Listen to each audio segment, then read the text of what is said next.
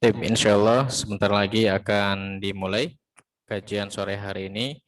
Oleh karena itu, peserta yang sudah join via Zoom ataupun Mixler, insya Allah ya, sore hari ini yang diberkahi, yang Allah turunkan hujan ke muka bumi ini, kita terus belajar.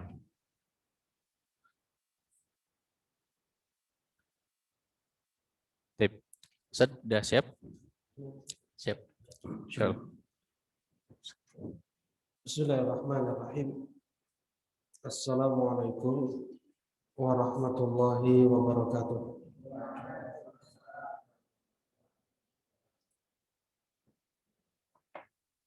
Innal hamdalillah nahmaduhu wa nasta'inuhu wa nastaghfiruh wa na'udzu billahi min shururi anfusina wa min sayyiati a'malina. Man yahdihillahu fala mudilla lahu wa man yudlil fala hadiya lahu.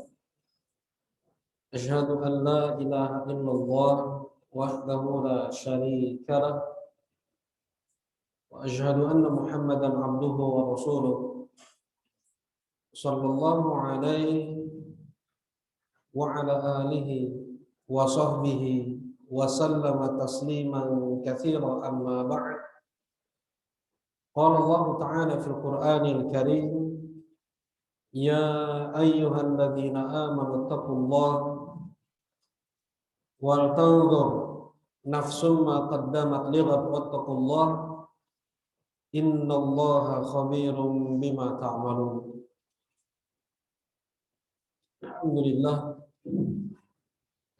Alhamdulillah bifadlillah wa rahmatihi wa ihsanih. Kembali kita bersyukur dan terus bersyukur kepada Allah Subhanahu wa taala. Bersyukur dengan mengucapkan kata syukur terbaik, yaitu alhamdulillah, sebagai ayat pertama di surat Al-Fatihah.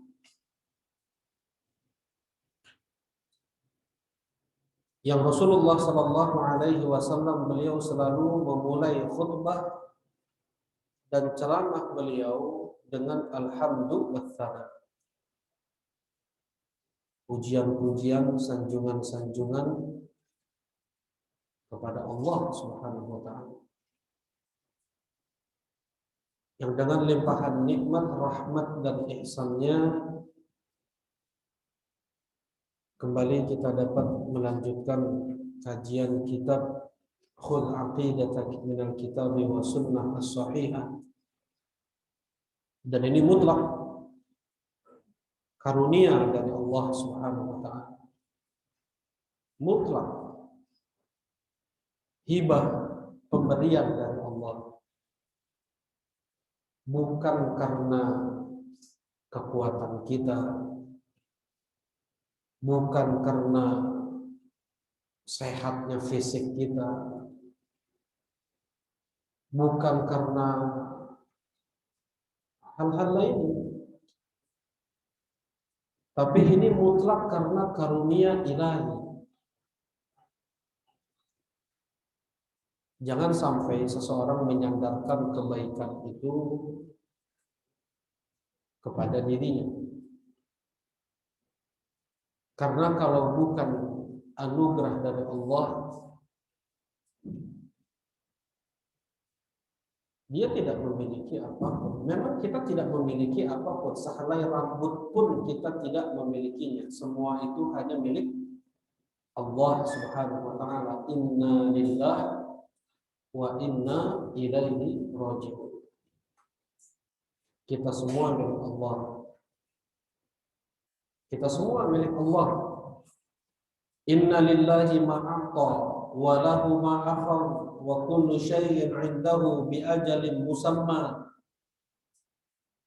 Milik Allah yang Allah pinjamkan kepada kita. Milik Allah pula lah yang Allah ambil dari kita. Dan segala sesuatu itu telah ditulis, sudah ada ajalnya. Nah,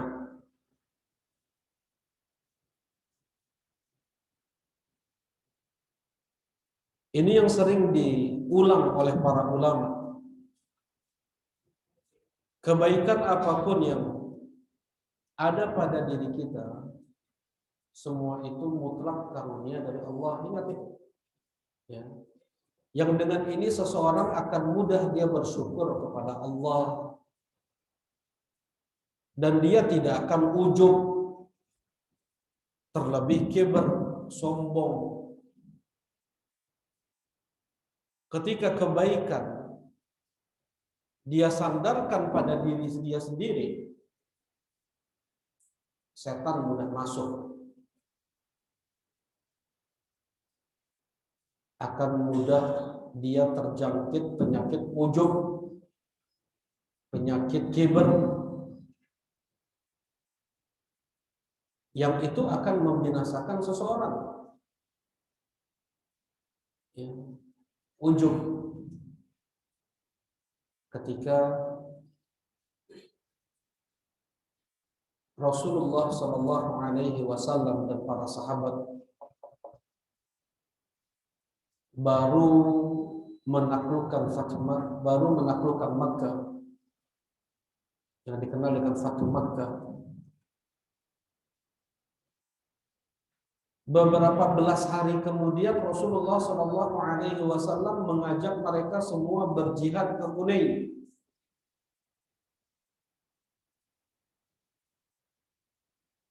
Nah, di tengah perjalanan, karena memang sahabat sebagian pada saat itu mereka belum banyak mengenal tentang perincian Islam, tidak bolehnya ujub, bangga diri, haram. Apalagi kibr, sombong.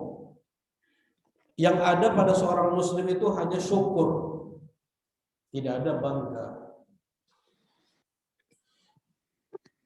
Sebagian kaum muslimin yang baru masuk Islam, Quraisy maksudnya, di tengah perjalanannya ke Hunain mengatakan, siapa yang bisa mengalahkan kita sekarang ini? Jumlah kita sudah 3.000 orang melawan kampung Hunain. Siapa lagi yang bisa mengalahkan kita saat ini? Ujub.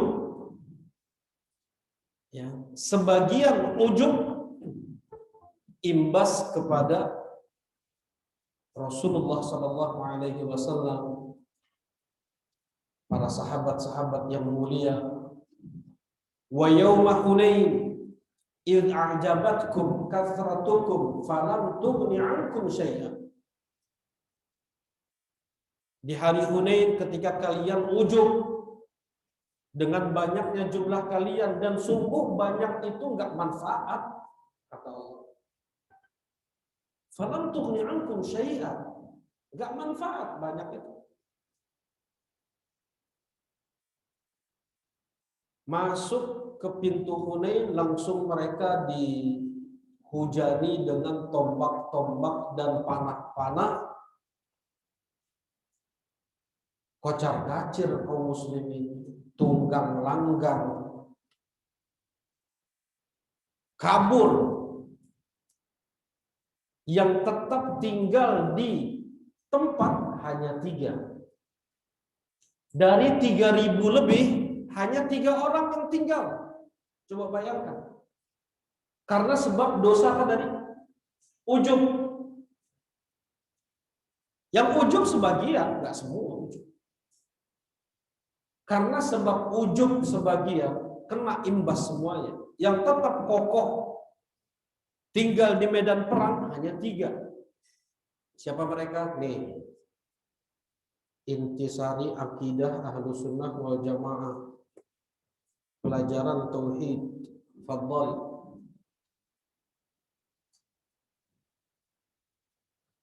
Khusus dalam fadhal. Perang Hunain, sirah, pelajaran sirah, murajaah aja nih. Tafadhal. Siapa 3 orang itu? yang tetap kokoh di medan perang, padahal selebihnya kabur tunggang langgang. فضاقت عليهم الأرض بما رحبت ثم وليتم مدبرين ثم أنزل الله سكينته على رسوله وعلى المؤمنين وأنزل جنودا لم تروها.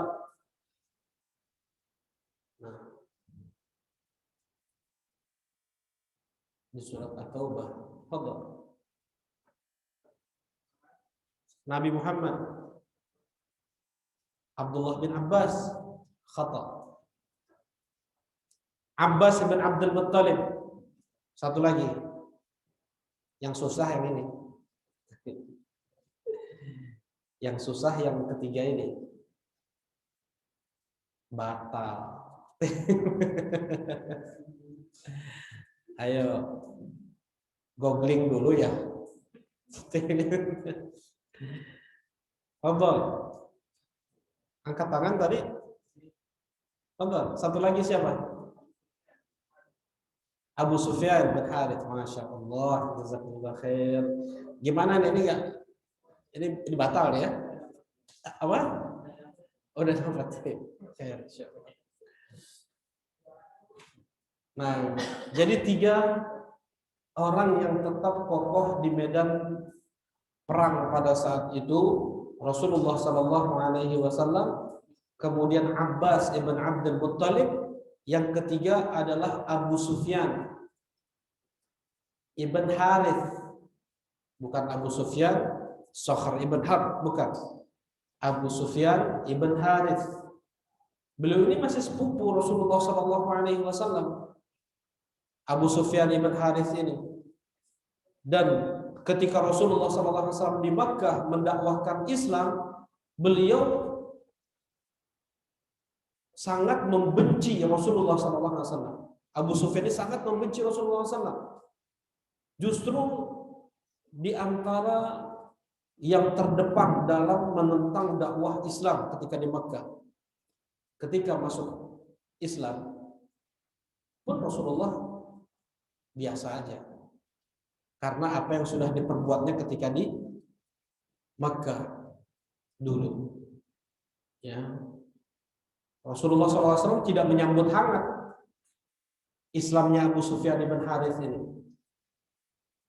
Nah, kata Ali bin Abi Thalib dan yang lainnya dari kalangan sahabat, tentu perlu pembuktian, perlu sesuatu untuk memperlihatkan kejujuran Islam.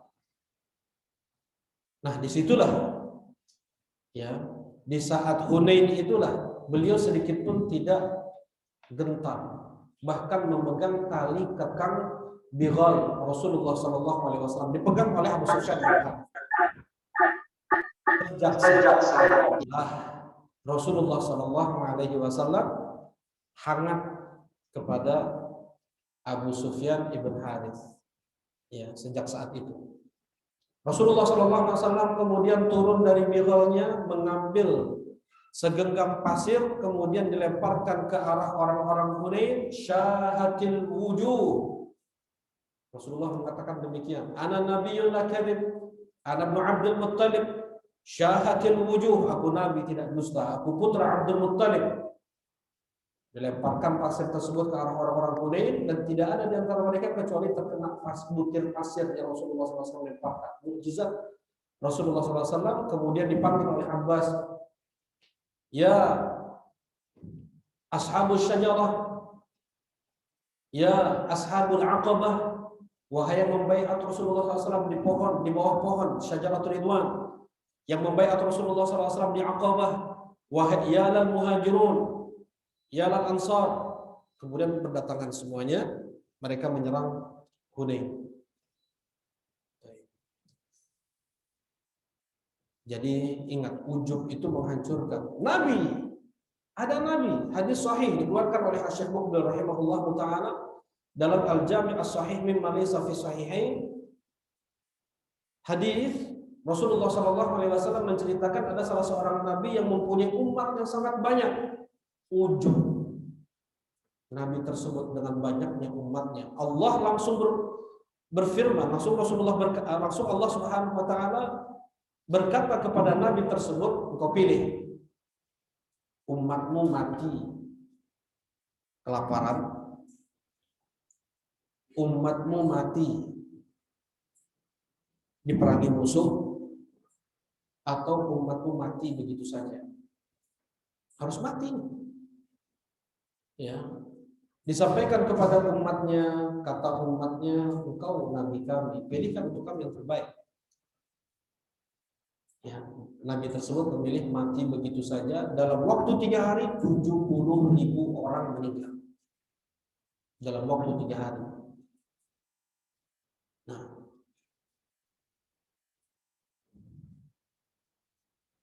jadi kembalikan semua nikmat itu kepada Allah. Ingat, harus terus rendah diri di hadapan Allah.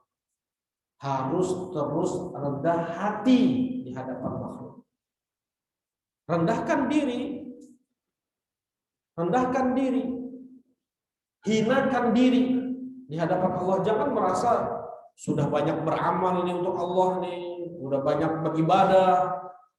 Jangan seperti itu. Yang seperti itu biasanya rusak memang hatinya. Ya. Gak ada yang tahu amalan kita sejak belasan tahun atau puluhan tahun itu diterima oleh Allah. Gak ada yang tahu. Taubat kita diterima oleh Allah. Gak ada yang tahu. Yang jelas dosa kita dicatat oleh Allah Subhanahu wa taala. Baik, insyaallah kita akan melanjutkan pelajaran kitab Khudh aqidataka minal kitabi wa sunnah as-sahihah. Ambillah akidahmu dari Al-Quran dan Sunnah yang sahih.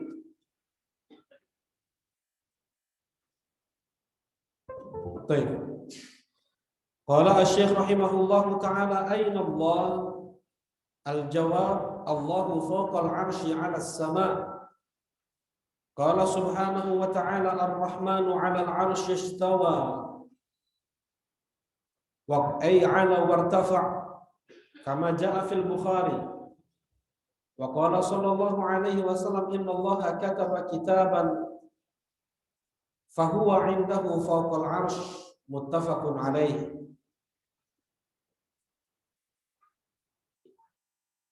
Nah, ini akidah Ahlus Sunnah wal Jamaah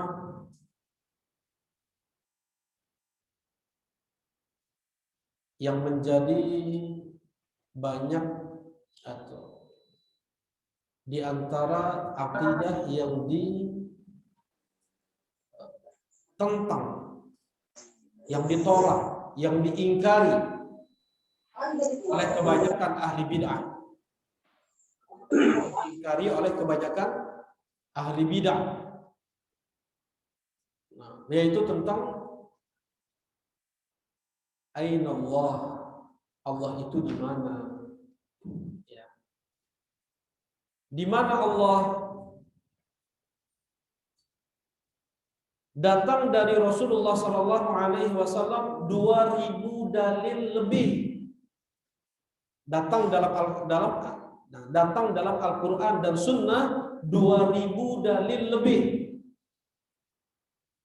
tentang Allah Subhanahu wa taala itu berada di atas. Ya. Kemudian muncul akidah-akidah yang nyeleneh, menyimpang, mengatakan Allah Subhanahu wa taala di mana-mana, mengatakan Allah Subhanahu wa taala sudah bersatu dengan sebagian walinya. Baik. 2000 dalil lebih menyatakan Allah Subhanahu wa taala di atas arsy. Kita sekarang di bumi. Di Di atas bumi adalah langit yang pertama. Jarak antara bumi dengan langit yang pertama berapa jauh? Sudah disampaikan dulu berapa jauhnya? 500 tahun perjalanan non-stop. 500 tahun perjalanan antara bumi dengan langit yang pertama. Di langit yang tebal, langit pertama 500 tahun perjalanan. Dari langit yang pertama ke langit yang kedua 500 tahun perjalanan. Tebal langit yang kedua 500 tahun perjalanan, begitu seterusnya. Sampai ke langit yang ketujuh. Di atas langit yang ketujuh ada kursi. Wasi'a kursiyyuhus samawati wal ardh. Luasnya kursi Allah itu jauh melewati langit-langit dan bumi. Langit-langit dan bumi dengan kursi bagaikan gelang-gelang tangan atau koin-koin uang dilemparkan ke padang pasir yang tak bertepi dilihat oleh mata. Nggak ada bandingannya. Gelang tangan saja dengan lapangan sepak bola jauh lebih kecil, sangat kecil sekali koin atau gelang tangan tersebut. Ini padang pasir yang tidak bertepi kita lihat dengan mata kita. Itu luasnya kursi Allah dari langit-langit dan bumi. Seperti 8 gelang dilemparkan ke padang pasir yang sangat luas, kata Rasulullah SAW. Dan kursi tempat 2 kaki Allah. Maudhi' qadamai Rahman. Enggak boleh, kita sudah kita bahas pertemuan sebelumnya ya. Ketika datang hadis-hadis tentang sifat, akal kita langsung direm. Tidak boleh membayangkan bagaimana sifat-sifat Allah Subhanahu wa taala. Kursi Allah itu seperti kubah. Kursi Allah itu seperti kubah. Di atas kursi 500 tahun perjalanan lagi ada bahar, samudra, lautan. Di atas laut 500 tahun perjalanan lagi ke atasnya ada Arsyur Rahman, ada singgasana Allah Subhanahu wa taala, makhluk yang paling tinggi. Tidak ada lagi makhluk di atas arsy. Walaupun sebagian ulama mengatakan ada, yaitu kolam. Nah, makhluk yang paling tinggi adalah arsy. Makhluk yang paling besar adalah arsy. Sehingga sama Allah Subhanahu wa taala tidak ada yang tahu besarnya arsy kecuali hanya Allah Subhanahu wa taala. Ingat ditekankan lagi, tidak ada makhluk di atas arsy. Wallahu fawqal arsy. Dan Allah di atas arsy, di atas seluruh makhluknya. Jelas insyaallah? Baik. Siapa yang mengatakan Allah di atas arsy? Siapa yang mengatakan Allah di atas arsy? Allah sendiri. Berulang kali Allah nyebut itu di dalam Al-Quran. Berulang kali. Masih juga ada manusia berspesies menolak keberadaan Allah di atas arsy. Lancangnya dia. Lancang. Ya. Angkuhnya dia. Allah yang mengatakan dirinya di atas arsy. Banyak hadis Nabi SAW mengatakan bahwasanya Allah di atas arsy. Siapa yang lebih tahu tentang diri Allah? Allah sendiri. Dari kalangan manusia, Rasulullah SAW. Dan Rasulullah SAW pun hanya menyampaikan sebatas apa yang diwahyukan kepada beliau tentang sifat-sifat Allah, tidak lebih. Ya. Sekarang banyak orang dengan keangkuhan yang mengatakan Allah tidak di atas. Yang mengatakan Allah di atas itu Allah sendiri. Yang mengatakan Allah di atas arsy Allah sendiri. Yang mengatakan Allah di atas langit Allah sendiri. Kemudian mengatakan nggak boleh dong Allah bilang Allah di atas arsy. Apalagi kalau dia bukan menolak apa yang datang dari Al-Quran dan hadis Nabi Sallallahu Alaihi Wasallam. 2000 dalil lebih, coba bayangkan. Inna anzalnahu fi lailatul qadar. Di sana bisa kita jadikan dalil nggak bahwasanya Allah itu di atas? Kami turunkan Al-Quran di malam Lailatul Qadar. Bisa dijadikan dalil nggak? Turun itu kan dari bawah ke atas, ya nggak? Jadi dari mana? Tikenca kakak tubuh. Kalau Rasul, Nabi, Allah menggunakan kalimat diutus. Nggak ada diturunkan Nabi. Nggak ada Nabi diturunkan. Nggak ada Rasul diturunkan. Nabi itu diutus, memang vertikal bentuknya. Jelas ini? Dari Syam, dari Makkah, dari Irak, ya. Kalau yang dari atas ke bawah itu namanya apa? Turun. Namanya ayat turun dari barat ke timur. Ada nggak turun dari barat ke timur? Turun dari atas ke bawah. Inna anzalnahu fi lailatul qadar. Kami turunkan Al-Quran di malam Lailatul Qadar. Berarti apa? Dari atas ke bawah. Ilaihi yas'adul kalimut thayyib wal 'amalus shalihu yarfa'u. Kepada Allah lah naik ucapan-ucapan baik dan amal soleh mengangkatnya. Kalau naik dari atas ke bawah, naik jelas dari bawah ke atas. Yas'ad, naik dari bawah ke atas. Nah, ilaihi yas'adul kalimut thayyib wal 'amalus shalih yarfa'u, mengangkat. Mengangkat itu dari mana ke mana? Dari bawah ke atas. Coba bayangkan. Roh yang dibawa oleh malakul maut ketika roh tersebut baik atau roh tersebut jahat, kafir, dibawa ke atas. Seperti itu datang hadis. Kita sekarang sebutkan dalil satu persatu yang datang dari Al-Quran, dari hadis Nabi, kemudian fitrah dan ijma' para ulama. Yang pertama adalah dari ayat Al-Quranul Karim. Berulang kali Allah Subhanahu wa taala mengatakan Ar-Rahmanu 'alal arsyistawa. Aamintum man fis sama? Aamintum man fis sama? Am amintum man fis sama? Surat apa itu? Surat Al-Mulk. Wa huwal 'aliyyul 'azim.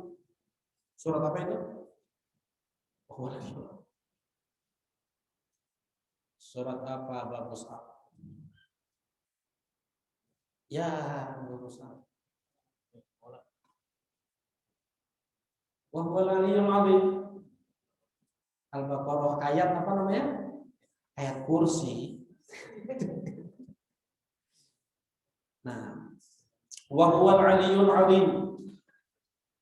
Baik, tsumma stawa 'alal 'arsy. Makna istawa adalah 'ala wartafa'.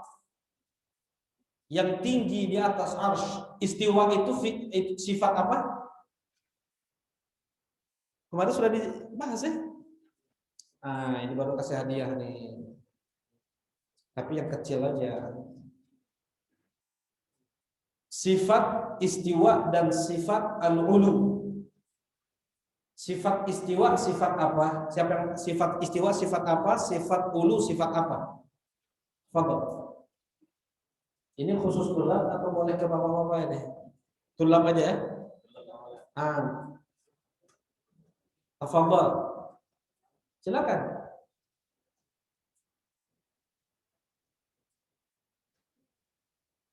Siapa yang mau jawab?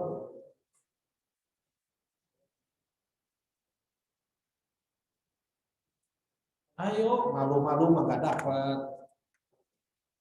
Jangan malu. Innallaha la yastahi minal haqqi syai'a. Ketika ada seorang sahabi wanita datang ke Rasulullah SAW dan berkata, Innallaha la yastahi minal haqqi syai'a. Sesungguhnya Allah itu tidak malu tentang kebenaran sedikit pun. Ya Rasulullah, hal 'alal mar'ah minal ghusl idza hiya ihtalamat? Malu sebenarnya ditanyakan ini ke Rasulullah SAW. Cuman gimana lagi, ini al-haq. Ummu Sulaim. Silakan.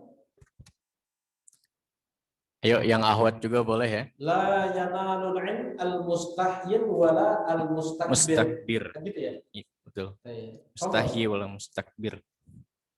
Kemarin udah di pertemuan kemarin. Fadhal. Apa?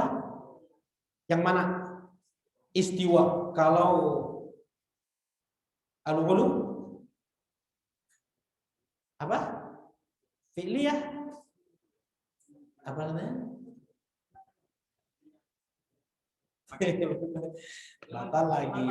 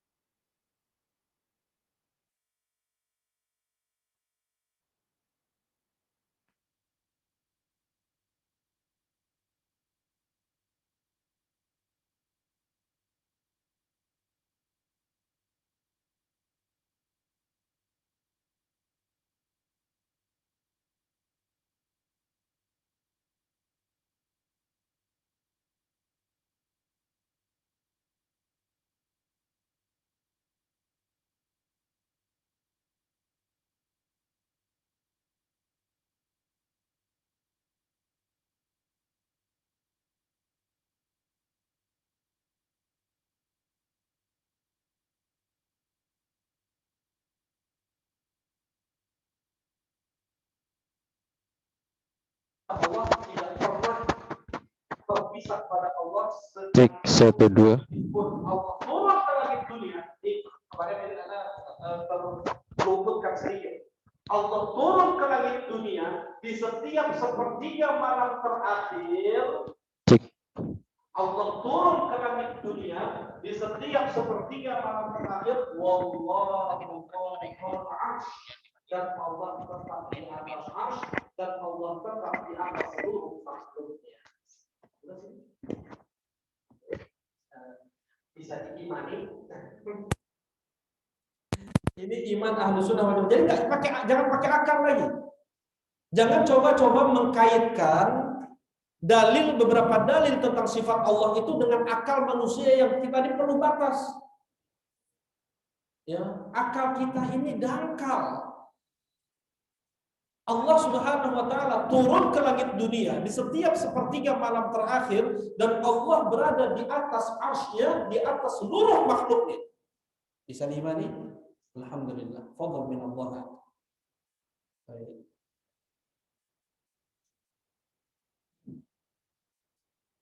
Nah, tadi ayat-ayat yang menyebutkan tentang Allah itu berada di atas. Yang pertama ya, ini sudah ini banyak di dalam Al-Quran tentang Allah itu di atas. Yang pertama. Yang kedua, dalil datang dari hadis Nabi SAW, ucapan beliau, perbuatan beliau, dan persetujuan beliau. Datang dari ucapan beliau. Rasulullah SAW mengajarkan ketika kita sujud apa? Subhana rabbiyal a'la. Subhana rabbiyal a'la. Allah berada di atas. Ya. Yang pertama. Yang kedua, dengan perbuatan Rasulullah SAW di hadis Jabir bin Abdullah, ketika Rasulullah SAW menyampaikan khutbah akbar di Haji Wada, Rasulullah SAW di antara yang beliau sampaikan adalah inna dima'akum wa amwalakum wa a'radakum 'alaikum haram ka hurmati yaumikum hadza fi syahrikum hadza fi baladikum hadza. Sesungguhnya darah-darah kalian, kehormatan-kehormatan kalian, harta-harta kalian adalah haram sebagaimana haramnya tanah ini, sebagaimana haramnya hari ini, sebagaimana haramnya bulan ini. Alahal balad.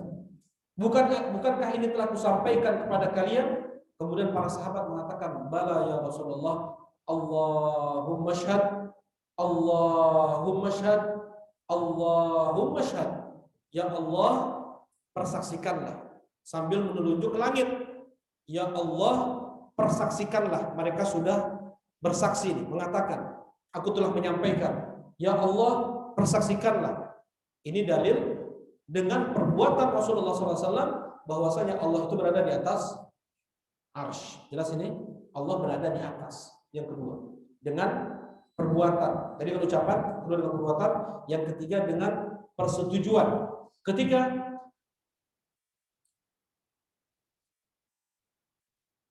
Muawiyah ibn Hakam, sahabat Nabi SAW, beliau sholat di Masjid Nabawi, ya, sudah turun ayat tentang larangan untuk berbicara. Sebelumnya di awal-awal Islam itu masih ngobrol sahabat dengan sebelahnya itu kalau sedang sholat. Ketika turun ayat hafizu ala sholawati was sholatil wusta wa qumu lillahi qanitin, baru fa umirna bisukut, kami diperintahkan dengan ayat itu untuk diam dalam sholat. Ya. Muawiyah ibn Hakam, beliau masih belum tahu tentang perincian sholat. Ada yang bersin dalam sholat. Langsung Muawiyah bin Hakam tahunya jawab bersin kan. Langsung beliau mengatakan, yarhamukallah. Lagi sholat. Para sahabat tiba-tiba melirik sedikit. Banyak sahabat melirik kepada Muawiyah bin Hakam. Muawiyah bin Hakam marah. Ya. Beliau pukul paha beliau. Wa zuqla ummahatikum. Kalian, kasihan ibu-ibu kalian ini. Ya kalau wa zuqla ummahatikum, sakilat ka ummuk. Kasihan ibu-ibu kalian ini ucapan yang ada di kebiasaan orang-orang Arab pada saat itu, kalimat-kalimat maksudnya menyesalkan sesuatu. Kenapa? Kekecewaan. Ya, sakilat ka ummuk. Wa zuqla ummahatikum. Setelah selesai sholat, Rasulullah SAW bicara dengan Muawiyah bin Hakam, ya Muawiyah, inna hadhihi shalah la tasluhu fiha kalamun nas. Innama hiya takbir wa tasbih wa qiraatul Quran. Wahai Muawiyah, sesungguhnya dalam sholat itu enggak boleh ada ucapan obrolan manusia. Kayak obrolan tadi, ngapain lihat-lihat? Ya, ada kalimatnya, ngapain kalian lihat-lihat? Kasihan sekali ibu kalian, seperti itu. Tidak boleh ada ucapan obrolan manusia, hanya ada takbir, hanya ada tasbih, tahmid, dan baca Quran. Wallah, kata Muawiyah, demi Allah, aku belum pernah mendapatkan guru sebaik Rasulullah SAW. Wallahi masyakam, wala darabani, demi Allah dia tidak mencelaku, tidak memarahiku, tidak memukulku. Kemudian curhat Muawiyah bin Hakam, ya Rasulullah, aku punya seorang budak wanita menggembalakan kambingku. Suatu hari aku cek, ternyata aku melihat ada seekor serigala mengambil salah satu dari kambingku. Kemudian aku tampar budak perempuanku tersebut sokka dengan tamparan keras. Wa ana asif kama kana banu Adam yasfun, dan aku seorang kemudian tumbuh rasa kasihan sebagaimana banu Adam yang lain punya rasa kasihan. apakah aku merdekakan budak tersebut ya Rasulullah? Kata Rasulullah SAW, yakini biha, datangkan budak tersebut kepadaku. Ketika didatangkan oleh Muawiyah bin Hakam, Rasulullah langsung bertanya, Aina Allah? Di mana Allah? Budak tersebut menjawab, Fis sama. Man ana? Siapa aku? Kata budak tersebut, Anta Rasulullah. Kata Rasulullah, I'tiqha fa innaha mu'minah. Merdekakan budak tersebut. Dia mukminah. Karena yang boleh dimerdekakan hanya mukminah dari budak itu. Baik. Ini persetujuan dari Nabi Shallallahu Alaihi Wasallam dari ucapan budak tersebut bahwasanya Allah di mana? Di atas langit. Ya. Bahwasanya Allah Subhanahu Wa Taala di atas langit. Nah, ini ikrar, persetujuan dari Nabi. Kemudian secara fitrah, secara naluri, Allah itu di atas langit. Secara naluri. Obrolan kita orang Indonesia, ya, obrolan kita orang Indonesia, mereka sekalipun yang mengatakan, yang tidak meyakini Allah itu berada di atas, mereka pun mengucapkan percaya takutlah kepada yang ada di atas, ya, mintalah kepada yang di atas. Ini udah ucapan keseharian mereka kan? Nah, secara fitrah. Kemudian dalam berdoa secara fitrah, mau orang kafirnya, mau itu Yahudinya, mau itu Nasraninya, mau itu orang tidak beragamanya, ya, orang tidak beragama, dia meyakini ada Tuhan, tapi dia nggak mau beragama. Ini orang Korea. Ada orang komunis yang dia meyakini tidak ada Tuhan itu. Kalau orang Korea percaya ada Tuhan, apa namanya itu? Percaya ada Tuhan, tapi dia tidak mau beragama. Apa namanya ya? Agnostik apa? Bukan, ateis, dia yang tidak bertuhan. Agnostik, jazakallah khair. Nah dia ini siapapun dia, nalurinya mengatakan Allah itu di atas. Ya. Ketika mereka berdoa mengangkat kedua tangan. Kalau ngegolin gawang orang-orang kafir itu, yang mereka tunjuk apa?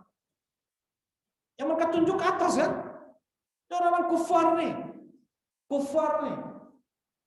Orang-orang nggak belajar juga mereka agama, mereka pun nggak mereka pelajari juga itu. Tato sekujur tubuh. Pas sudah menggolkan, bahagianya mereka. Kemana mereka tunjuk? Nunjuk ke atas. Ini kejadian.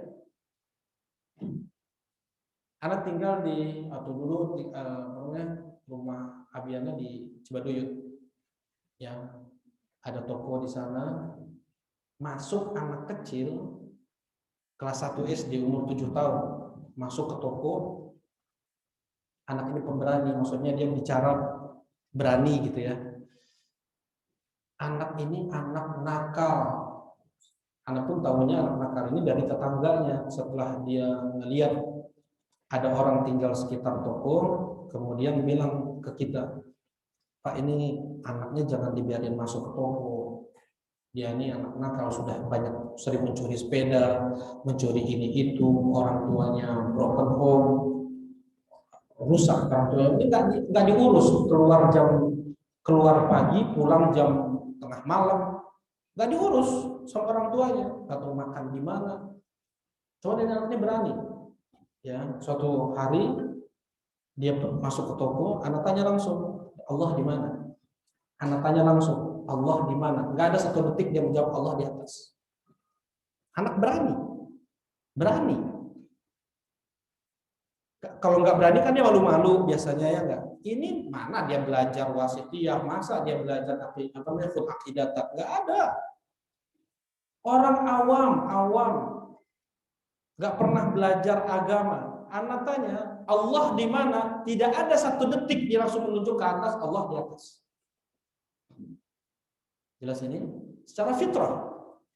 Ya, secara fitrah mereka semua mengakui Allah itu di atas. Nah, ketika Nabi Musa alaihi salatu wassalam mendakwahkan bahwasanya Allah itu di atas, apa kata Fir'aun? Ya Haman ibni li sarha la'alli ablughul asbab as-samawati wal ard fa'attali'a ila ilahi Musa wa inni la'adhunnuhu kadhiba. Wahai Haman, buatkan untukku sarh, ya, bangunan tinggi ke langit. Aku mau menjenguk Tuhannya Musa. Nabi Musa mendakwahkan apa? Allah itu di atas. Fir'aun bilang ke jenderal besarnya Haman, buatkan untukku bangunan yang sangat tinggi untuk aku bisa bertemu dengan Tuhannya Musa, dan aku perkirakan Musa itu bohong. Kata Fir'aun. Apa kata Allah? Wajahadu biha wastaiqanatha anfusuhum. Mereka menentang. Haman, Fir'aun menentang dengan lisannya, yang diri mereka meyakini apa yang dikatakan oleh Nabi Musa. Kata Allah di surat Nama. Jadi secara naluri semua nggak bisa. Sekarang ini dai-dai yang mengatakan bilang Allah itu nggak di atas, yang menyerang dakwah ahlu sunnah, dia sendiri pun secara fitrah mengatakan Allah di atas. Secara tidak langsung, bukan disengaja, kesaksian dari Allah menunjuk tangannya ke atas. Baik. Alhamdulillah. Ini dalil-dalil yang menunjukkan bahwasanya Allah itu di atas. Ada berapa dalil tadi dari Al-Quran dan Sunnah? Lebih dari 2000 dalil. Dalil mutlak yang tidak bisa mereka ingkari sekarang ini. Dalil yang paling telak bagi mereka adalah apa? Nah, ini baru yang gede nih. Fadhal. Dalil telak untuk mereka bagi ahlu sunnah menyatakan Allah itu di atas yang tidak bisa mereka bantah. Fadhal. Ini yang gede ini.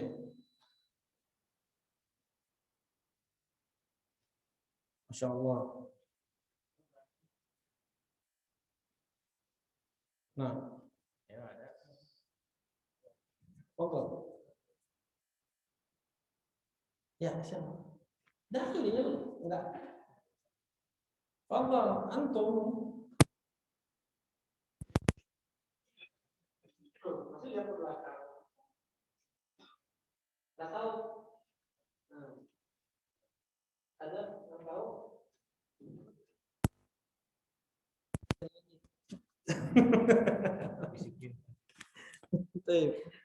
Ahwat juga boleh ya, boleh menjawab. Tapi ini mah mudah tuh. Dalil yang paling telak untuk orang yang menentang Allah itu berada di atas, tapi dalil ini tidak bisa mereka bantah. Tuh Adnan udah katangan ya, cuman ini untuk tulang Adnan, tapi nggak apa-apa ya Adnan ya. Fadol, nggak ada yang jawab? Ami Adnan yang jawab nih. Siapa yang menjawab? Fadol. Hah? Ya. Apa yang antum tahu, kasih tahu aja. Malu, Masya Allah, ada pemalu. Labas al-haya minal iman. Gak apa-apa. Malu itu bagian dari iman. Ketika ada seorang ansor menceramahi saudaranya tentang jangan malu, kata Rasulullah SAW, da'hu fa innal haya minal iman. Biarkan dia malu, karena malu itu bagian dari iman. Al-imanu bid'un wa sittuna syu'bah. Afdaluha qawlu la ilaha illallah. Wadanaha imatatul adha 'anit thariq wal haya syu'batun minal iman. Sedikitnya tentang hadis ini penting. Ada riwayat al-imanu bid'un was sab'una syu'bah. iman itu ada 70 lebih cabang. Ini keliru. Ya, yang betul adalah iman itu mempunyai 60 lebih cabang. Riwayat Muslim, seorang perawi meriwayatkan dengan ragu. Al-imanu bid'un wa sittuna aw wa sab'una syu'bah. Iman itu ada 60 atau 70 lebih cabang. Diriwayatkan oleh Imam Bukhari, al-imanu bid'un wa sittuna syu'bah. Iman itu mempunyai 60 lebih cabang. Jadi kita menggunakan riwayat yang pasti, jangan riwayat yang ragu, jelas ya? Riwayat yang pastinya 60 lebih cabang. Nah, nggak ada yang lain? Nggak ada yang jawab nih? Tafadhol. Masya Allah. Tentang kisah Mi'raj. Kalau Isra dari mana? Dari Masjidil Haram ke Masjidil Aqsa, tidak menunjukkan tentang Allah di atas arsy, tetapi kisah Mi'rajnya Rasulullah SAW dari Masjidil Aqsa ke Sidratil Muntaha. Apa itu Sidratil Muntaha? Tempat paling atas makhluk bisa mencapainya. Disitulah Rasulullah pun mendengar soreh aqlam, diguratnya qalam. Apa namanya? Suara pena itu. Suara pena. Nah, Sidratul Muntaha adalah tempat di mana yang di bumi itu paling, yang di bawah itu paling pol, ke atas itu di Sidratul Muntaha. Tempat paling dekat dengan Allah yang bisa ditempuh oleh penduduk bumi. Sidratul Muntaha. Waktu itu Rasulullah SAW. Nah, tadi Rasulullah SAW kalau Isra mengendarai apa? Buraq. Sekali melompat sejauh mata memandang, bukan buraq itu terbang ya. Ya, lebih kecil daripada kuda, lebih besar daripada bighal. Nah, bighal itu campuran antara kuda dengan keledai. Hukumnya haram, nggak boleh dimakan, sama dengan himar. Keledai nggak boleh dimakan. Kuda halal hukumnya. Maksudnya dimakan halal. Buraq dari Masjidil Haram ke Masjidil Aqsa. Dari Masjidil Aqsa ke Sidratul Muntaha Rasulullah naik apa? Naik tangga, Mi'raj, tangga. 500 tahun perjalanan itu tingginya. Dari bumi ke langit yang pertama, demikian berikutnya. Enggak mungkin aku naikin, ya Jibril. Ya. Kemudian dibantulah oleh Jibril alaihissalam sampai ke Sidratul Muntaha, ke atas. Kalau Allah di mana-mananya, Kacikole, Cikaso, Pangalengan, bisa. Ya, Allah di mana-mana. Dan semua kalau berdoa mesti kan ke atas, ya enggak? Allah di mana-mana, ya kadang ke Katuhu, kadang ke Kenca, Katuhu ke Handap, enggak ada. Dan memang enggak ada kayak gitu. Semua orang paling jahil, paling bodoh sekalipun tetap mengangkat tangan ke atas karena Allah berada di atas. Katanya kiblatnya doa, cenah atas teh. Kiblat doa itu kiblat sholat yang kiblat doa itu adalah kiblat sholat. Kalau kita mau berdoa, Rasulullah SAW di antara adab doa adalah beliau menghadap kiblat. Kalau dimudahkan pada saat itu untuk menghadap kiblat, hadap kiblat, karena kiblat sholat adalah kiblat apa? Doa. Kenapa kita mintanya ke atas? Karena Allah berada di atas. Anak kita minta jajan nih, kita sedang di sini, dia minta ke sana apa? Enggak, dia minta tangannya ke sini, ke atas, kita dia tahu. Kita minta ke Allah, Allah ada di atas, karena itu kita tengadahkan tangan kita. Terkadang Rasulullah SAW ketika betul-betul meminta, beliau beristighosah, beliau sampai mengangkat kedua tangan beliau seperti ini, terlihat putihnya ketiak Rasulullah SAW. Sampai meminta betul, terkadang sampai seperti ini nih, telapak tangan Rasulullah SAW itu sampai ke bawah, sampai ya Allah, sampai meminta. Ya, beristighatsah, istisqa juga. Nah, jelasin insya Allah ya. Nah, kemudian ada nah, sekarang berarti Allah bertempat. Ini mereka nih bikin syubhat-syubhat. Allah tidak membutuhkan tempat makan. Nah, kita minta penjelasan dulu kepada mereka. Apa yang kalian maksud dari makan, tempat? Kalau yang kalian maksud dari makan atau tempat tersebut adalah tidak adanya ruang yang meliputi Allah Subhanahu wa taala, kami bersependapat dengan kalian. Tidak ada yang meliputi Allah dari kalangan makhluk. Jelas ini insyaallah. Kayak kita sekarang di masjid ini, kita dinaungi oleh masjid ini. Ya, kemudian masjid ini dinaungi oleh langit Allah Subhanahu wa taala. Jelas ini ya? Baik, sekarang Allah berada di atas arsy. Baik. Allah itu tidak membutuhkan tempat kata mereka. Sekarang kita tanya lagi balik. Apa yang kalian maksud dengan tempat? Jawabnya seperti itu. Kalau yang kalian maksud dengan tempat adalah ada ruang yang meliputi Allah, maka kami sependapat dengan kalian. Tidak ada ruang itu. Allah tidak menciptakan, Allah tidak bertempat seperti yang kalian bilang. Kalau yang kalian maksud dari tempat atau makan itu adalah atas, kalian keliru. 2000 dalil lebih menyatakan Allah itu berada di atas dan Allah tidak menciptakan ruang. Jelas ini? Jelas? Nggak bisa akal kita menempuh. Yang jelas makhluk paling atas itu adalah arsy. Tidak ada lagi makhluk di atas arsy dan Allah berada di atas arsy. Jangan kemudian kita berarti ada ruang. Ya, Allah tidak menciptakan ruang tersebut. Kemudian dalam surat Al-Fajr, mana? Wa jaa rabbuka wal malaku soffan soffa. Wa jaa rabbuka sifatul maji.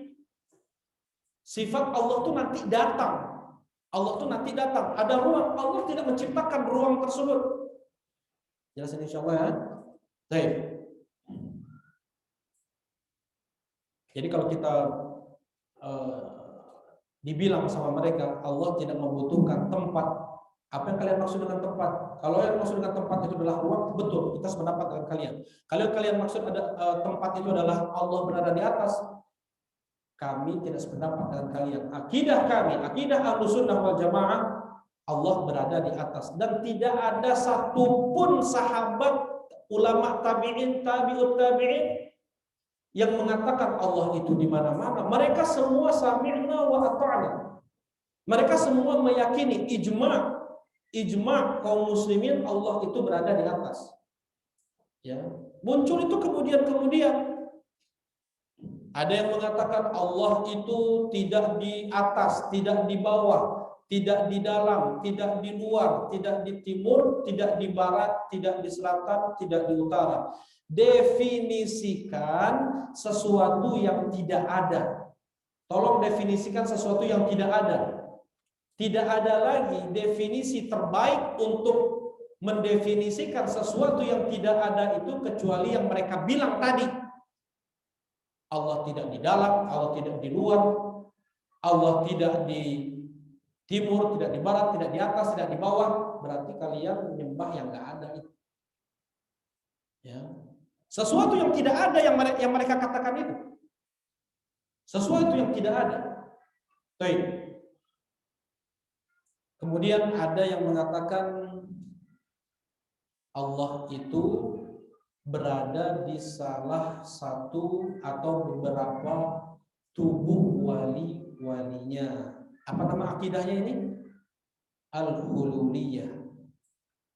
Ada Ittihadiyah, ada Al-Hululiyah. Al-Hululiyah akidah Syekh Siti Jenar dan yang lainnya yang mengatakan bahwasanya manunggaling kawula ning Gusti. Ya, manunggal bersatu kawula diriku dengan Gusti, dengan Allah. Aku sudah bersatu dengan Allah. Pelopornya adalah Husain Al-Hallaj. Husain Al-Hallaj, dia mengatakan tauhiduka tauhidi wa subhanuka subhani. Mentauhidkanmu sama dengan mentauhidkanku. Mentasbihmu sama dengan mentasbihku. Ma fil jubbati illallah. Ibnu Arabi. Coba lihat. Ada ulama namanya Ibnul Arabi.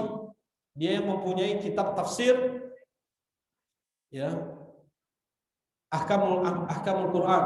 Ibnul Arabi, ada alif dan lamnya. Yang sesat namanya Ibnu Arabi tanpa alif dan lam. Ya, ditulis, ini penting. Kalau ini penting, jangan keliru nanti. Kalau Ibnul Arabi yang ada alif dan lamnya itu ulama sunnah. Itu ulama sunnah. Kalau yang tanpa alif dan lam, Ibnu Arabi, dia yang mengatakan ma fil jubbati illallah. Tidak ada yang di dalam jubah ini kecuali Allah. Saya Allah. Allah adalah saya adalah Allah. Saya sudah bersatu dengan Allah. Manunggalin kaulani Gusti. Allah bersatu dengan sebagian wali-walinya. Ya. Ini namanya hululiyah. Lebih mending orang Kristen dibanding mereka ini hululiyah. Kenapa? Karena mereka meyakini hanya Nabi Isa yang bersatu dengan Allah. Lahud bersatu dengan Nasut. Tuhan bersatu dengan manusia. Jadilah Nabi Isa alaihi salatu wassalam. Bersatunya Tuhan dengan manusia. Hululiyah, sebagian sekte Kristen meyakini hululiyah. Mereka sendiri kan bingung. Ada yang mengatakan Isa huwa Allah, ada yang mengatakan Isa ibnullah, ada yang mengatakan Isa salisus salatah. Allah semua ketiga-tiganya ini dalam Al-Quran. Mereka sendiri pecah. Ada yang mengatakan tadi hululiyah, Isa itu bersatu dengan Allah itu bersatu dengan Nabi Isa. Tok satu doang. Ini banyak. Ada yang mengatakan 6, ada yang 7, ada yang 9, ada yang 11. Ya, Allah bersatu dengan wali-walinya yang 6, Allah bersatu dengan wali-walinya yang 7, Allah bersatu dengan wali-walinya yang 9, Allah bersatu dengan wali-wali yang 11, dan seterusnya. Ini akidah hululiyah yang dikatakan oleh para ulama lebih buruk daripada Nasrani. Lebih buruk lagi yang mengatakan Allah itu di mana-mana. Waktu SD, guru agama anak ngajarin kayak gini. Ini Allah nih. Ini Allah nih. Kayak gitu. Ini Allah nih. Dengan enaknya dia bilang kayak gitu. Allah itu di mana-mana. Ini Allah nih. Nah, ini apa namanya? Ittihadiyah. Kelompok Ittihadiyah. Allah berada di mana-mana. Foto presiden aja nggak ada di WC. Dia mengatakan Allah pun ada di situ. Nasallallahu alaihi. Menjijikkan mereka ini. Ya. Ada sebagian mereka menentang Allah ada di atas, tapi meyakini Allah ada di ajengannya. Itu lebih parah lagi. Allah nggak di atas, Allah tuh ada di ajengannya. Allah ada di kiainya, Allah ada di walinya.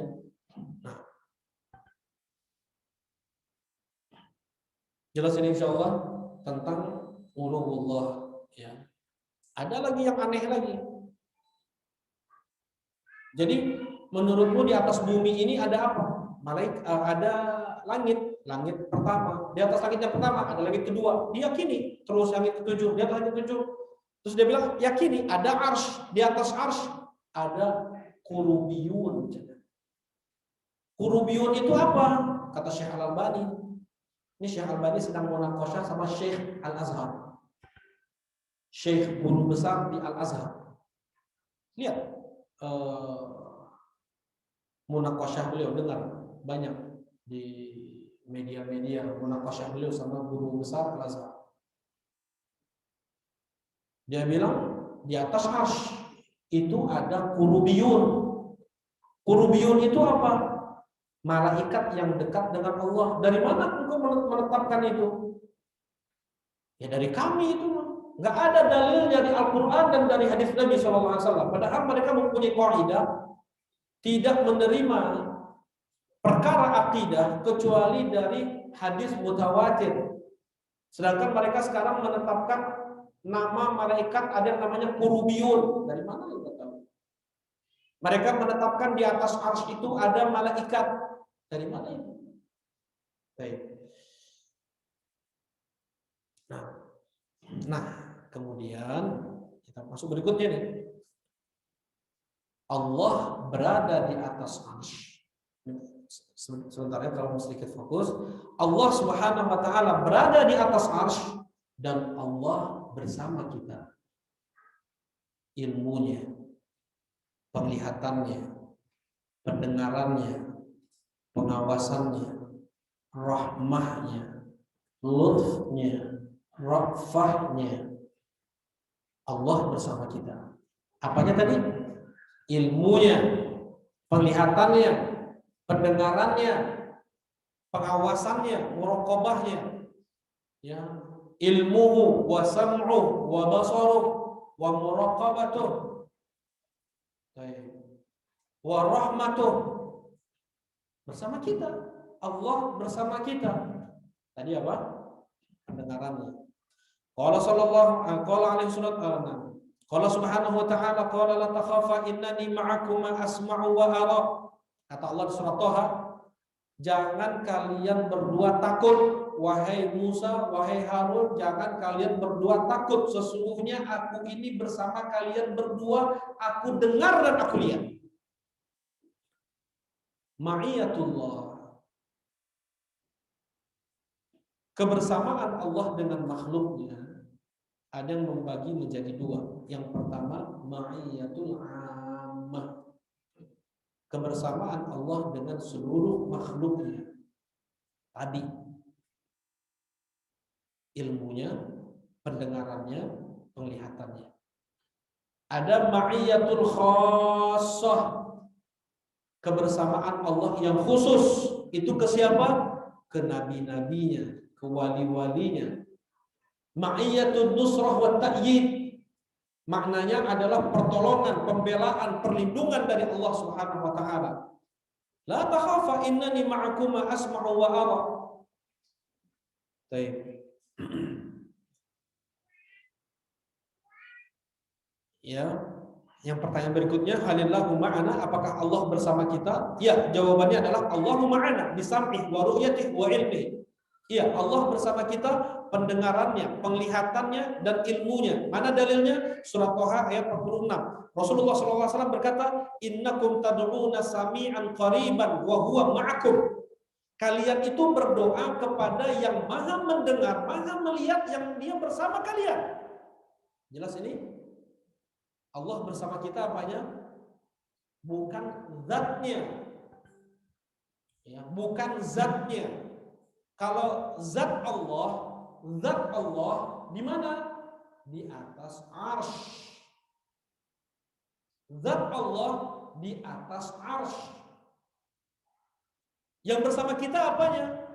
Penglihatannya, pendengarannya, pengawasannya. Enggak ada yang luput bagi Allah Subhanahu wa taala. Kita berangkat dari Bandung ke Surabaya dan malam, pakai kereta malam. Kita ngelihat bulan di Bandung.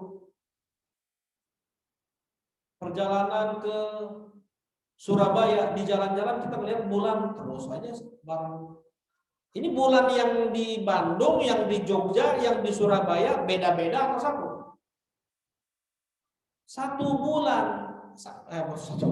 Bulannya satu. Dan kita bilang apa? Bulan bersama kita. Ya enggak? Bulan di mana? Bulan di atas. Ini makhluk Allah yang kecil bagi Allah. Kita bilang apa? Secara bahasa manusia apa? Bulan ada di atas dan bulan bersama kita. Jelas ini? Bulan berada di atas dan bulan bersama kita. Nah, dari Bandung ke Surabaya, bulan bersama kita. Nah, seperti itu pula lah kita dalam mengimani, mudahnya mengimani uluhullah, tingginya Allah di atas arsy dan Allah pun bersama kita, pengawasannya. Baik. Nah, ini jelas insyaallah ya. Tadi ada ma'iyah ada dua. Ma'iyah ada dua. Ada ma'iyah ammah umum seluruh makhluk.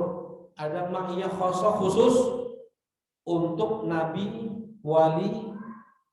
Innallaha ma'as-sabirin, innallaha ma'al muttaqin, wallahu ma'as-sabirin. Allah bersama orang yang bersabar.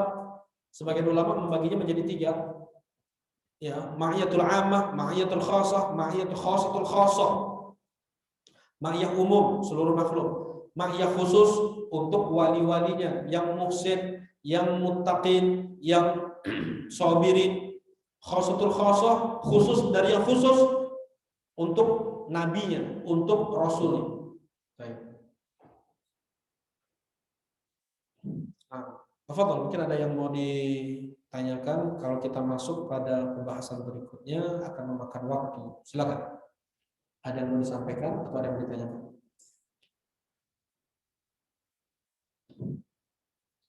Nah, tafadhol. Assalamualaikum warahmatullahi wabarakatuh. Waalaikumsalam warahmatullahi wabarakatuh.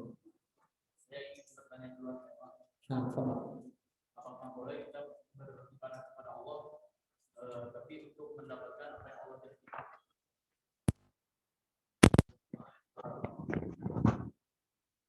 Apakah boleh kita beribadah?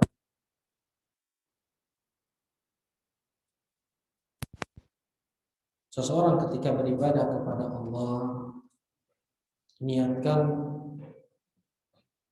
amalan tersebut untuk Allah. Dia persembahkan untuk Allah. Dia persembahkan untuk Allah. Kayak misalnya orang-orang yang ilmu hitam itu, dia persembahkan sesajennya itu untuk jin. Itulah syirik. Jelas ini ya. Ingat kalimat persembahkan. Menyembah Allah dengan sesuatu. Dia persembahkan amal solehnya dari takbiratul ihramnya sampai salam, dia persembahkan untuk Allah. Jelas ini yang pertama. Itulah yang dikatakan ikhlas. Beribadah untuk Allah. Yang pertama. Yang kedua, dia melakukan ibadah tersebut, amal soleh tersebut bentuk taqarrub kepada Allah, bentuk mendekatkan diri kepada Allah. Yang kedua. Yang ketiga, imtithalan li amrillah, menunaikan perintah Allah. Imtithalan li amrillah, menunaikan perintah Allah. Tiga. Yang keempat, untuk mendapatkan surga Allah. Yang kelima, agar selamat dari neraka Allah. Ya Rasulullah, dullani bi'amalin yudkhiluni al-jannah wa yuba'iduni 'anil nar. Qala innahu la yasir, laqad sa'ata an 'azim wa innahu la yasir liman yassarahu Allah. Mu'adz bin Jabal mengatakan, ya Rasulullah, akhbirni bi'amal. Ya Rasulullah, beritahukan kepadaku amalan yang dengan itu aku bisa masuk surga, yang dengan itu aku bisa selamat dari neraka. Kata Rasulullah, engkau sudah bertanya tentang sesuatu yang besar, dan sungguh itu sangatlah mudah bagi yang dimudahkan oleh Allah Subhanahu wa ta'ala. Boleh kita meminta surga dengan amalan kita. Waj'alni min warasati jannatin na'im, doa Nabi Ibrahim minta surga. Ya. Jazaa'an bima kanu ya'malun. Allah Subhanahu wa taala menyebutkan ini amalan-amalan jazaa'an bima kanu ya'malun sebagai balasan untuk apa yang mereka perbuat. Nah, sekarang ada seseorang dia melakukan satu amalan atau ibadah, tapi sama sekali dia tidak menginginkan 5 hal ini. Bukan tidak dipersembahkan untuk Allah, ya, tidak dia bertakarrub kepada Allah, tidak dia tunaikan itu sebagai perintah Allah, tidak dia inginkan surga, tidak dia takut dari neraka Allah, tapi untuk dunia, murni untuk dunia. Dia belajar ilmu agama untuk mendapatkan kerja.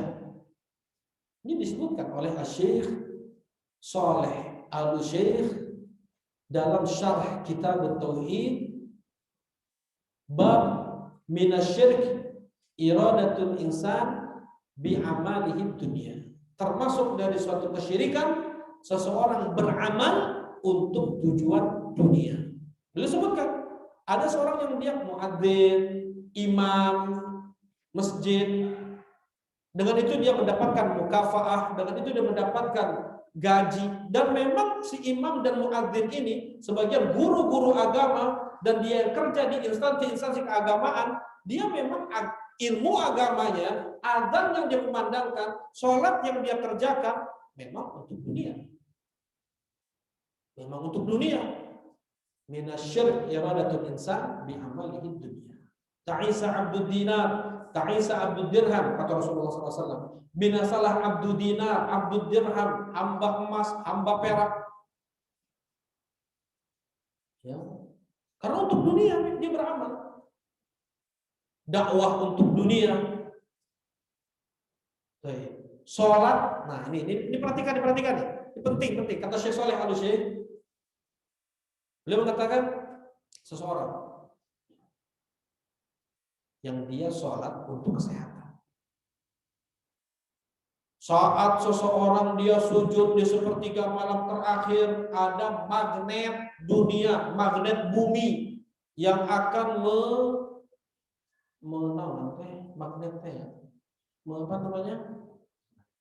menarik darah-darah yang ada di kepalanya jadi bakal jauh dari stroke.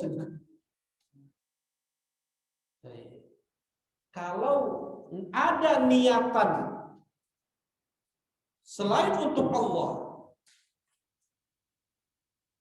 dalam ibadah sholat, maka dia masuk dalam hal ini. Dia niatannya sekalian untuk sholat, sekalian untuk sehat.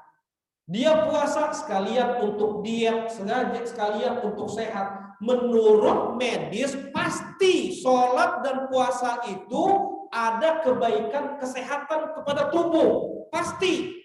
Kalau ada niatan dia dalam sholatnya, dalam puasanya untuk sehat, untuk diet, minasyirk iradatul insan bi amalihi dunia. Di sana ada amalan yang memang betul oleh Rasulullah SAW, ada iming dunia seperti silaturahim, kan gitu, seperti silaturahim, seperti berjihad. Man qatala qatilan falahu salabuh. Siapa yang membunuh musuh di medan perang, untuk dia salapnya, untuk dia pakaian perangnya, untuk dia kudanya. Jadi nggak masuk ke ghanimah nih.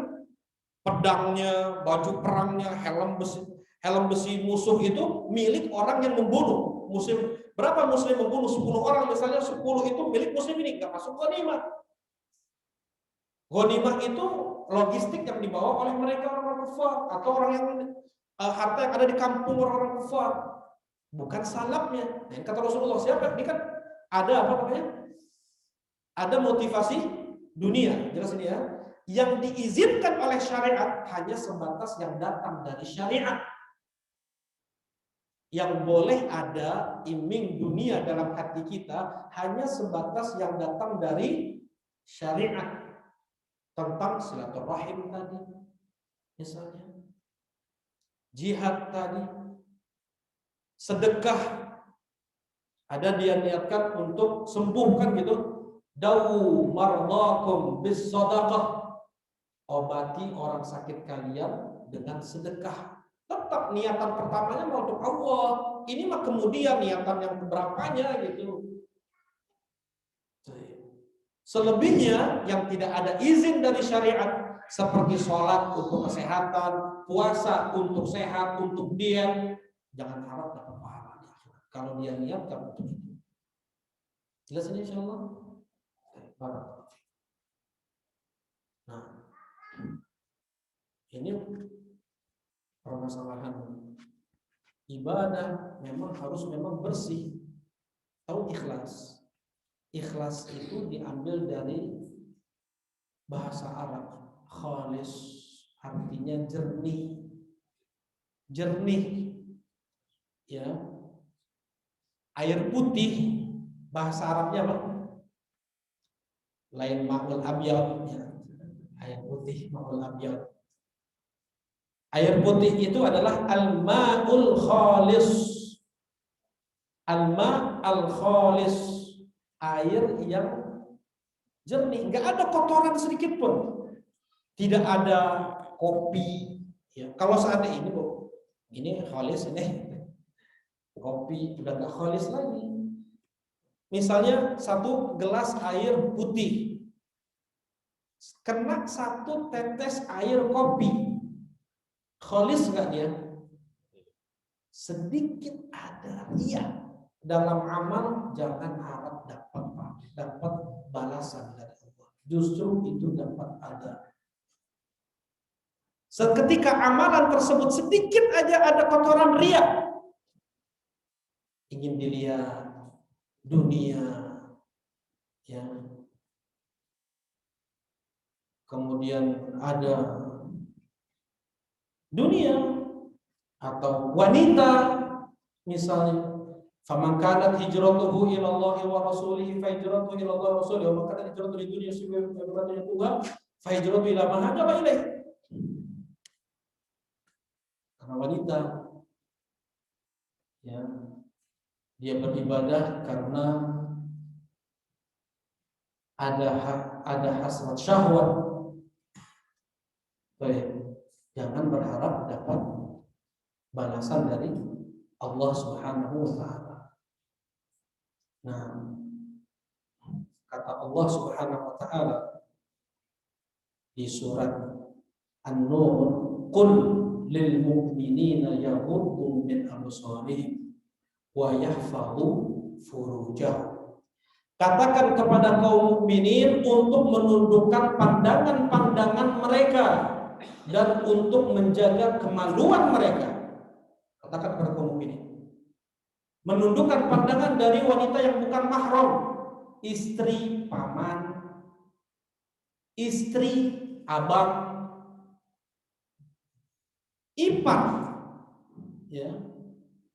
Jangankan istri orang atau misalnya orang lain. Nah, ipar, istri paman. Kita punya paman nih, adik bapak atau adik ibu. Istrinya itu bukan mahram sama kita. La ayyut'ana ra'su ahadikum bi mikhyatin khairul lahu min an tamassal mar'ata la tahillullah. Kepala kalian ditusuk dengan besi itu lebih ringan daripada menyentuh wanita yang bukan mahram. Nyentuh, bedanya nyentuh tak noel. Kalau memegang itu lebih parah lagi, lebih berdosa lagi. Wa qul lil mu'minati yaghdudna min absarihinna wa yahfazna furujahun.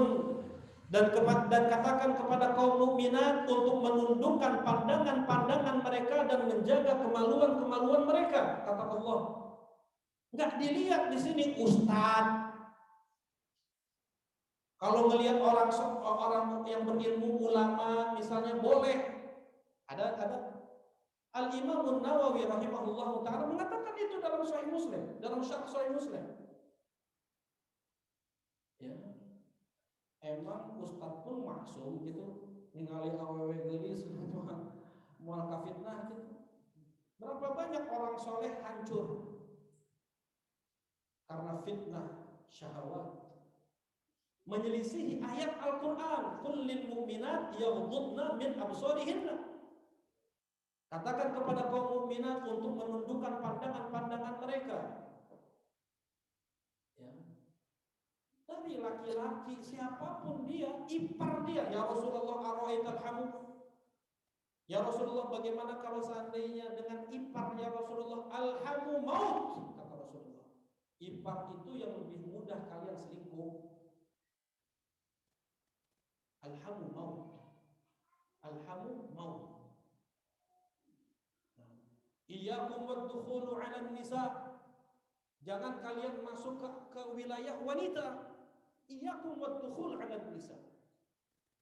Kata Rasulullah SAW kepada sebagian sahabat, jangan kalian duduk-duduk di jalan. Ya Rasulullah, ini tempat duduk kami, tidak ada lagi kami duduk tempat lain. Kata Rasulullah, kalau seandainya ya kalian memang duduk di sini, berikan hak jalan. Apa itu? Ghaddul basar. Menundukkan pandangan. Nah, itu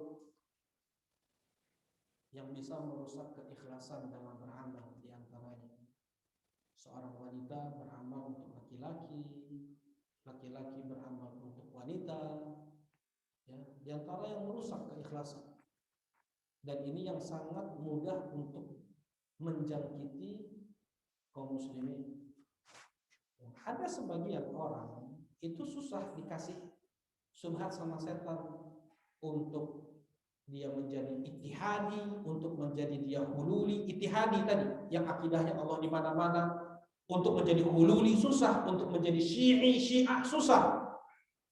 Ya, tapi dari sisi syahwat. Dari sisi syahwat. Dari sisi wanita, dari sisi harta, dari sisi kedudukan. Nah, bagaimana setan, iblis ini udah banyak makarnya ya. Kalau dibikin buku udah berjilid-jilid mereka ini. Jenis orang kayak gini, nah ini nih, seperti ini nih makarnya. Baik, Fadal, kita ada lain. Atau syukur, udah masuk maghrib ya? Baik. Mau bertanya? Mau? Boleh terakhir saja. Dikasihkan mic-nya biar terdengar. Kasihin biar terdengar dulu. Randi kasihkan. Hukum mengucapkan salawatin aja jika ingin sesuatu. Jadi kalau misalkan pengen sesuatu barang, tinggal salawatin aja. Salawatin aja. Iya, gimana hukumnya Ustaz? Kalau salawatin aja, bahasanya bahasa Arab. Memang betul sholat itu artinya apa? Arti sholat? Apa arti secara bahasa sholat? Sholat itu adalah ad-du'a'u bil khair. Ad-du'a bil khair, doa kebaikan, itu sholat. Menjadi istilah dalam Islam, kalimat sholat diambil untuk satu ibadah yang dimulai dengan takbiratul ihram, diakhiri dengan salam yang diakan oleh Allah Subhanahu wa taala. Tapi secara bahasa apa? Doa bil khair. Kalau maksudnya sholawatin aja, maksudnya doa aja, boleh. Tapi kan dia mah bukan orang Arab kali ya. Yang dimaksudkan dengan sholawatin aja adalah bersolawat untuk Nabi. Nah, memang betul di antara adab doa adalah bersolawat untuk Nabi. Kalau dia maksudkan adalah doa dengan disertai solawat, sebutkan hajatmu, boleh. Tapi kalau dimaksudkan hanya dengan dia bersolawat saja, ya bersolawat seperti ini menjadi sunnah. Tidak ada tuntunan dari Rasulullah SAW seperti itu. Nah, ini pekan depan insya Allah. Kita cukupkan ya? Cukup, insya Allah. Nah, Ini hadiahnya masih banyak, karena waktu sudah mendekati waktu maghrib ya. Insya Allah pertemuan sore hari ini kita cukupkan sampai sini. Insya Allah kita akan lanjutkan di pekan selanjutnya. Nakhtatim bi doa akhirul majlis. Subhanakallahumma wa bihamdika asyhadu an la ilaha illa anta astaghfiruka wa atubu ilaik. Assalamualaikum warahmatullahi wabarakatuh.